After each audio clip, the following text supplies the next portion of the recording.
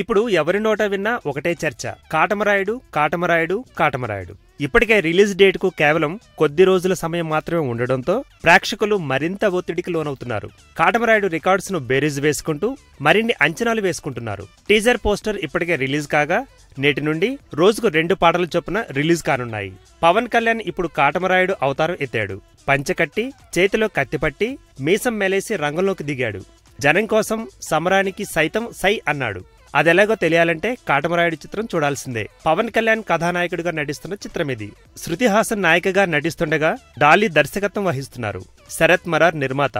ప్రస్తుతం రామోజీ ఫిల్మ్ సిటీలో పవన్, శివబాలాజీ, అజయ్, కమల్ కామరాజు 400 మంది డాన్సర్లపై ఓ పాటను తెరకెక్కిస్తున్నారు. మిరమిరా మీసం మెలితిప్పాడు జనం కోసం అంటూ సాగే ఈ గీతాన్ని రామజోగయ్య శాస్త్రి రచించారు. గణేష్ మాస్టర్ కొరియోగ్రఫీ అందిస్తున్నారు. శుక్రవారం తొలి పాటను విడుదల చేస్తున్నారు. ప్రతి 2 రోజులకు ఓ పాట విడుదలవుతుందని చిత్ర బృందం తెలిపింది.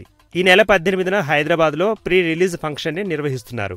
24న కాటమరాయుడు ప్రేక్షకుల ముందుకు రానుంది.